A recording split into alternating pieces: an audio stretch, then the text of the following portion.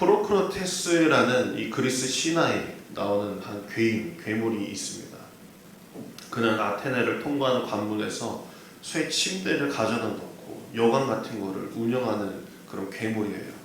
그 괴물이 하는 일은 뭐 늘 똑같습니다. 나그네가 자신의 집에 머물 때 프로크로테스는 자신의 침대에 머물게 하죠. 쇠 침대.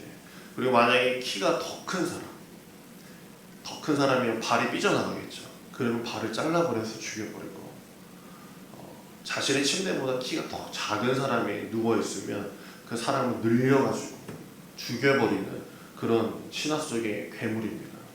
그 괴물은 테세우스에게 결국 죽음을 당하긴 하지만은 그의 그림자는 여전히 짙게 우리에게 드리우고 있어요. 우리에게도 이럴 때가 있을 겁니다. 내 기준에 혹시 미달된 사람은 막 늘리려고 애를 쓰고, 나보다 더 넘치는 사람이라면 그 발을 잘라서라도 나에게 맞추려고 하는 그런 사람의 마음이 아마 이런 것을 대변해주고 있을 겁니다. 사람은 누구나 가슴에 프로크로테스의 그 침대를 가지고 있을 거예요. 자신의 기준에 대해서 다른 사람들을 함부로 재단하는 걸 말하는 거죠. 내 생각, 내 경험, 내 판단에 맞춰서 절대화함으로써 우리는 다른 이의 눈에서 티끌을 빼겠다라고 하는 거예요.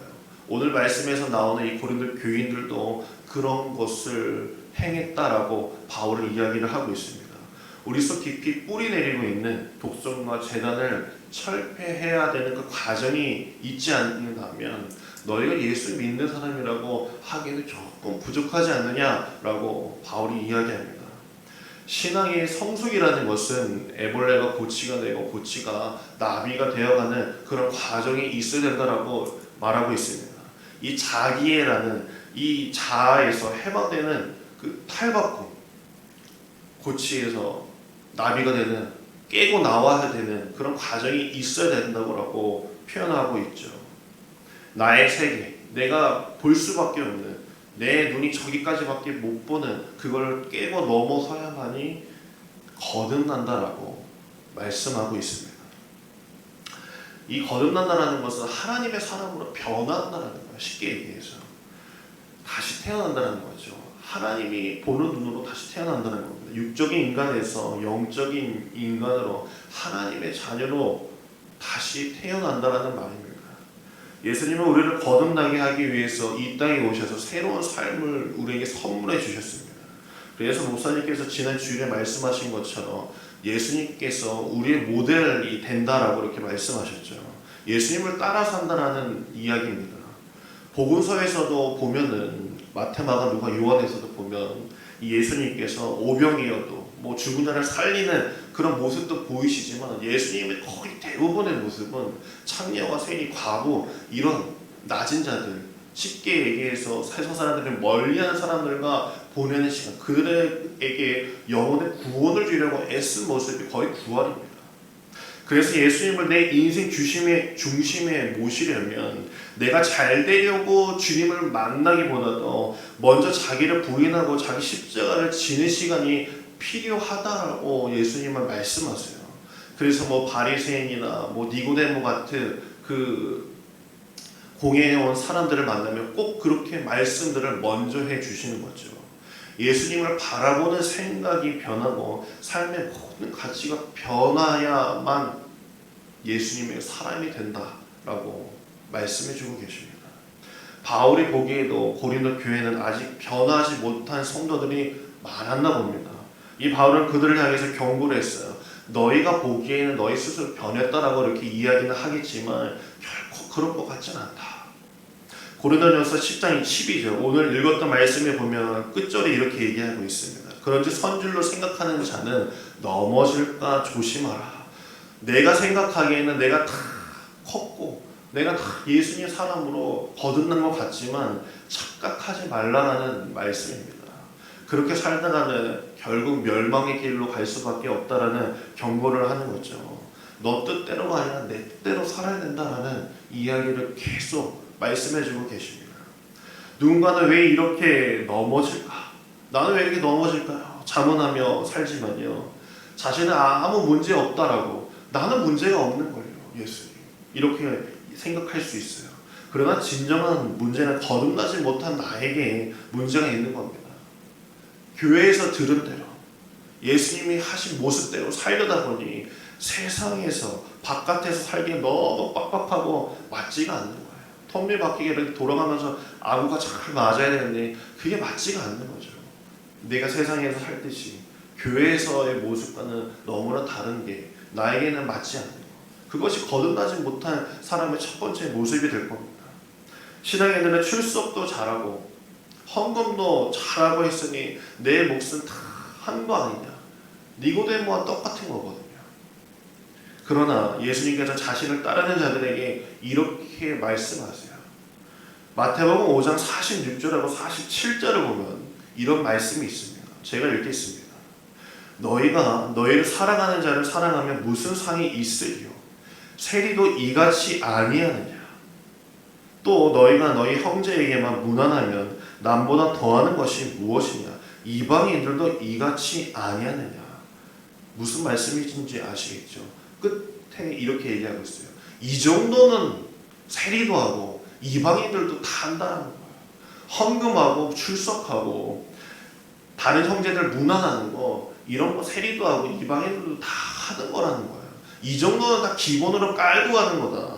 근데 너희가 나에게 와서 구원을 원한다는 것은 너희가 거듭나야 된다는 거예요. 탈바꿈, 고치가 나비가 되어야 되는 거는 너가 진정 나를 믿고 나를 따른다면 너가 무엇을 변해야 되는지를 알아야 된다라고 말씀하신 겁니다. 십자가가 없이는 면류관도 없는 것입니다. 기도 없이는 응답도 없는 것이죠. 먹고 살기 위해 일하는 사람은 절대로 행복, 기쁨, 감사, 그 축복과 그 구원을 모르고 살기 때문입니다. 거듭난 사람이나 하늘에서 난 사람이에요. 하나님이 그 사람의 영혼을 바꿔주는 것이고 하나님께서 다시금 태어나게 해 주신다는 말씀이죠. 다시 말해 이 땅의 사람에서 하나님의 사람으로 태어난다. 성령을 입었기 때문에 하나님의 거룩한 영이 나에게 임했기 때문에 하나님의 시선으로 세상을 바라보는 사람으로 바뀐다는 것이에요. 우리가 살아가는 상황은요 늘 똑같습니다. 크게 바뀌진 않아요. 우리의 눈이 떠지느냐 그것이 결정적인 것이죠. 제가 어떤 책에서 이런 글을 읽었었어요. 지하철에서 어떤 새 아이가 이 남매 셋이 뛰어다니는 거예요. 요즘 뭐 지하철에서 뭐 뛰어다니는 거 이렇게 예의가 아니죠. 근데 아이들이 뛰어다니는 거. 저희도 아이가 셋이지만 엄청 뛰어다니거든요. 그러면 이제 부모가 이제 제재를 좀 해주고 좀 혼도 내줘야 되는데 애들이 막 발에 막 흙은 묻어 있었는데 의자에 올라갔다 내려갔다 막 하는 거예요. 점점점 여기 지나갈 때마다 사람들이 눈살이 확 찌푸려지고 저 부모는 뭐 하는 거야? 어디 있는 거야 도대체? 막 이렇게 하면서 찾았다는 거예요. 하도 식매에서 어떤 아저씨가 거기 누가 부모냐고 얘네들도 좀 안 친하고 이게 뭐 하는 짓이냐라고 한 소리를 하신 거죠. 그러자 어떤 한 아버지가 일어나서 꾸벅꾸벅 죄송하다라고 그렇게 이야기하는 거예요. 뭐 요즘 뭐 부모님들이 막 그렇게까지 하지는 뭐 않죠. 뭐 젊은 사람들이. 근데 그 남자 이 아버지는 연신 죄송하다 하는 거예요. 그런데 그 젊은 아빠가 사과하면서 자기 이야기를 하는데 실은 그 철부지 그 삼남매의 엄마가 이 자식들을 두고 얼마 전에 죽었다는 거예요. 그래서 오늘 그 아이들을 데리고 아내 묘지에 다녀오는 길이라는 거예요. 그러니까 아버지는 그 아내를 보내고 나서 이 아이를 도대체 어떻게 키울까? 그냥 망연자실한 상태로 그냥 멍하니 그냥 지하철을 타고 오고 있었던 거예요. 아이들은 뭐 신경 쓰지도 못하고 있었던 거죠. 그 이야기를 하고 나서 이제 사람들의 눈이 바뀌기 시작하는 거예요. 저 아이가 안 돼 보이고 한번 쓰다듬어 주기도 하고 흙투성인 발로 돌아다니는 것은 여전한데 달라진 것이죠. 그 아이를 달리 대하기 시작을 하는 거예요. 그 아이들을 위해 기도해주고 축복해주기 시작했다라고 책에서 나오더라고요. 상황이 그대로 해도 이해하고 용납할 수 있습니다. 보는 눈이 바뀌게 된다면 달리 보이게 되는 거예요. 내가 하나님을 믿는 순간 내 영이 하나님을 바라볼 수 있게 된다는 거. 하나님이 영이 내 안에 들어와서 내가 지금껏 보지 못했던 것을 바라볼 수 있는 눈이 열린다는 거. 영안이 열린다라고 이렇게 표현을 하죠. 영혼을 예배하는 사람은 하나님의 애달는 그 마음을 느끼게 되는 거예요. 전도할 수밖에 없고 저 영혼이 불쌍해 보일 수밖에 없는 거예요. 하나님의 기쁨을 또한 나도 알게 된다는 거. 내 안에 성령이 임해서 기뻐하며 춤을 출 수밖에 없고 찬양할 수밖에 없는 것, 그런 것을 말하는 것이죠. 오늘 우리 현실을 바라보며 하나님의 영이 근심하고 있는데도 우리의 마음이 아프지 않는다면 내가 영으로 예배를 드린다라고 표현할 수 없을 것입니다. 영으로 예배하는 이들은 악한 세력이 확장하고 판을 치는 세상에 살면서도 낙심하지 않을 수 있어요. 그것은 하나님께서 우리와 함께 하시고 하나님께서 이 땅을 운행하고 계시고 섭리 가운데 있다는 것을 믿는 자들이기 때문인 줄 믿으시길 간절히 바랍니다. 거듭남은 날 살리기 위해서 하나님의 뜻을 버리는 것이 아니라 그분의 뜻을 이루기 위해서 내 눈을 열어 하나님의 나라를 바라보는 것이고 하나님의 시선이 머무는 곳에 내 손과 발이 머무는 것. 주여, 내가 기도할 때도 주여 나를 주님의 손과 발로 여겼어, 나를 도구 삼아 주시옵소서 라고 변화되는 그 기도가 있을 때 진정 내가 거듭나서 하나님의 사람으로 변화되는 과정이 있다는 것을 기억하는 여러분에게 간절히 바랍니다. 나를 위하여 예수를 믿는 것이 아니라 너희가 그런즉 선줄로 착각하지 말라 라고 바울이 이야기한 것처럼 내가 오직 주님 앞에서 자족하며 주님의 일이 무엇인지 찾아가며 주님의 일을 감당하는 저와 여러분에게 간절히 소망합니다. 내 영혼이 열려서 보지 못했던 것을 바라보기 시작한다는 것, 그것이 거듭난 사람의 모습이라는 것을 기억하며 우리 함께 기도하도록 하겠습니다.